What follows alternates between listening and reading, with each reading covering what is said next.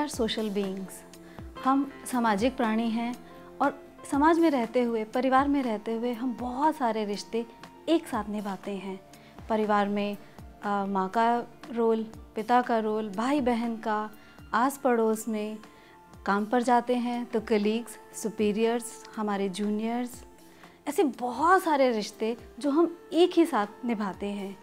और बहुत नेचुरल है कि इतने सारे रोल निभाते निभाते हमसे कुछ चूक हो जाए, कुछ गलती हो जाए, क्योंकि हमेशा हर रिलेशन में बहुत एक सौहार्दपूर्ण रिलेशन मेंटेन करना बहुत आसान नहीं है।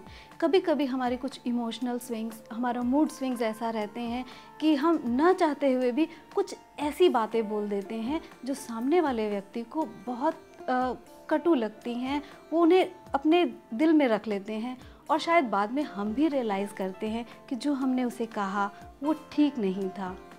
इसे करेक्ट कैसे किया जाए, क्योंकि जब हमने सोच लिया कि ये ठीक नहीं है, सो करेक्शन तो होनी ही चाहिए। जब हमने एडमिट कर लिया कि गलती है, तो वो गलती को सुधारने के लिए सबसे पहले ज़रूरी है कि हम उस व्यक्ति के पास जाकर उसे सॉरी कह दें। जब हम किसी को माफ़ करते हैं तो हम बहुत लाइट फील करते हैं। वो लाइट क्यों फील करते हैं? क्योंकि कहीं ना कहीं हमने एक सेल्फ गिल्ट को अपने साथ बांध लिया है कि उससे मैंने कुछ गलत कहा, अब नेक्स्ट टाइम अगर मैं उसके सामने आऊँगा या आऊँगी तो कैसे इसे फेस करूँगी, क्या उसे कहूँगी, क्या उनका रिएक्शन होगा। क्योंकि हम फिर अजम्पशंस लेना शुरू करते हैं। अजम्पशन ये बहुत ही बुरी चीज़ है कि हम किसी के बारे में खुद ही अपने आप से कुछ अज्यूम करना शुरू कर दें, वो ऐसा सोचेगा, जबकि हो सकता है कि वो व्यक्ति ऐसा ना सोच रहा हो। तो हम इस सर्कल में, इस साइकिल में आने के लिए कि हम कुछ सोच रहा है, वो क्या कर रहा है, तो अननेसेसरली हम अपने माइंड पर एक तरह का कुछ प्रेशर दे रहे हैं, कुछ बर्डन दे रहे हैं। और ये बर्डन हमारे पास रहता है। हमें जब भी उस व्यक्ति की याद आती है किसी भी कंटेक्स्ट में, तो हम वो इंसिडेंट्स याद करके कहीं ना कहीं उस बर्डन को याद करते हैं और उसी तरह के एक्सपीरियंसेस को प्रिवेंट करने के लिए लाइफ में और एक्सपीरियंसेस से को भी लैक करते हैं, क्योंकि हमें मालूम है ऐसी सिचुएशन में ऐसा हुआ था और ऐसा होगा, तो इसलिए मुझे ऐसा नहीं करना चाहिए। कुछ डिसीजंस ले लेते हैं, which is also not very right, क्योंकि ज़िंदगी के लिए बहुत ज़रूरी है कि आप एक्सप्लोर करते रहें, नए एक्सपीरियंसेस लेते रहें। नए एक्सपीरियंसेस से ही नई लर्निंग्स आती हैं, नई लर्निंग्स ही हमें कुछ आगे बढ़ने की प्रेरणा देती हैं। यहीं से ग्रोथ की शुरुआत है। ये this is the growth path. Medical science also says कि कहीं ना कहीं आपके पास अगर टेंशन है तो बहुत सारी टेंशन्स आपको बहुत सारी बीमारियां, डिप्रेशन, हार्ट अटैक्स और इस तरह की बहुत सारी चीज़ें दे सकती हैं। If you want to prevent that, just release that. So make it a habit to forgive each day one person.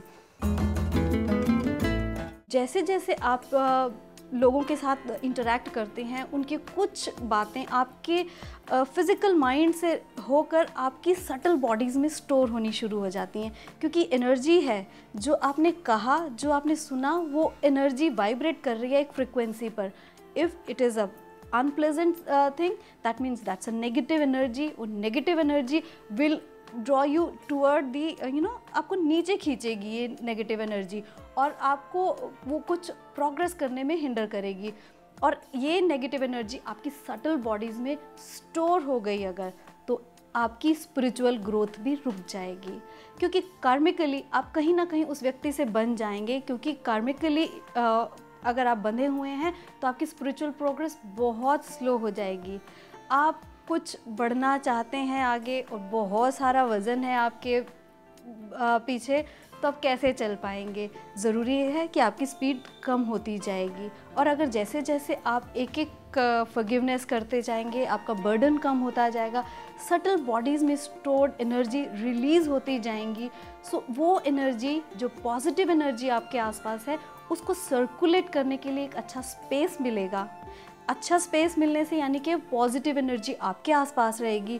Once you radiate positive energy, आप पॉजिटिव एनर्जी को अट्रैक्ट करते हैं, क्योंकि आप एक फ्रिक्वेंसी पे वाइब्रेट कर रहे हैं और उसी तरह की पॉजिटिव एनर्जीज़ को फिर आप अट्रैक्ट करना शुरू करते हैं। फिर आप देखेंगे धीरे धीरे ये आपकी हैबिट बन जाती है। आप हंस के लोगों से बोलते हैं, आप हंस के फॉरगिव कर देते हैं। अगर हम किसी को माफ़ नहीं करते तो वो सारी नेगेटिव एनर्जीज हम अपने साथ रखते हैं। हमें करेज नहीं है, कहीं ना कहीं हम बढ़ावा दे रहे हैं एस्केपिज्म को, क्योंकि हम उस चीज़ से बचना चाहते हैं। वो धीरे धीरे आप देखेंगे आपकी पर्सनालिटी में रिफ्लेक्ट होगा। पीपल विल ट्राई टू शन अवे फ्रॉम यू, आपसे बचना चाहेंगे क्योंकि आपकी पर्सनालिटी, आपकी ऑरा एक नेगेटिव एनर्जी रेडिएट कर रही है जो पसंद नहीं करते अक्सर लोग। और जब आप नेगेटिव एनर्जी कर रहे हैं तो यू अट्रैक्ट नेगेटिव एनर्जी, यानी कि आप एक विशियस नेगेटिव साइकिल में फंस जाते हैं कि जो आपको फर्दर नेगेटिव सोचने पे मजबूर कर देती है। आपकी स्पिरिचुअल प्रोग्रेस भी रुक गई और इसके साथ साथ आपको बहुत सारी डिजीज़ेज़, बहुत सारी टेंशन, डिप्रेशन, एक रिलेशनशिप को एक पूर्णता जीने की कला है और जो आप कहीं ना कहीं मिस करते जाएंगे। और रिलेशनशिप इंजॉय करने के लिए हैं, उनसे कुछ लर्निंग्स ली जा सकती हैं। इसलिए make it a habit, make it a practice, religiously follow करें। एक व्यक्ति को हर रोज़ माफ़ कीजिए।